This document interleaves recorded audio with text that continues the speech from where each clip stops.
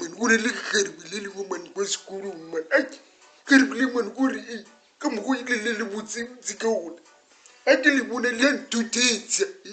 le go petse mo go tsengwa gore a pele number phone tsa lona karbile man ke re gore ke le hotsi man le ntutetse karbile a ke le bona ke le ntutetse ke polo go yo le firi ya o tsibutse ke gore ke tloba ke tlemesela ke re gore ke tloba ke tutetse mohlomongwe a nka le founela ka le botse gore wena wa ntutetse o tloba o kaone ka le botse hello man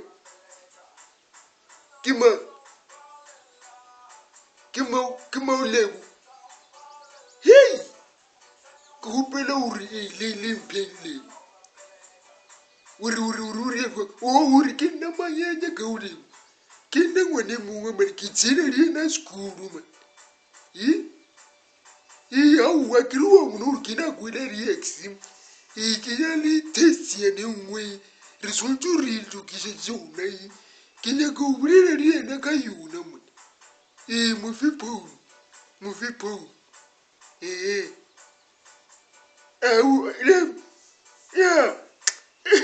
wena mane a ke o bona ke wa sekolo mane wa nthotetsa wa nthotetsa ke pala ko o lata ka free wa nthotetsa gape ke tšhabe le gorete ka bakale ke ba ke thotetse o riangwa tlhenkare bao man lempele loudspeaker hei hai ngwane banete o ria jwana